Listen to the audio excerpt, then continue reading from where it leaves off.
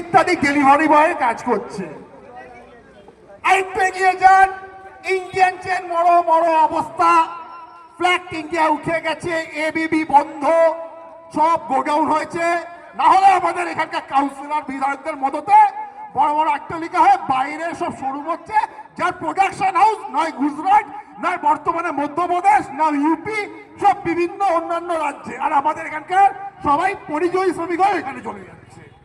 একটু এগিয়ে যান, উষা টেলিহোস্ট নাম করা শিল্প একটা সংস্থা, যেখানে বিভিন্ন আমি আমাদের বাচ্চারা দেখেছি হাজার হাজার লোক কাজ করতো, বন্ধ।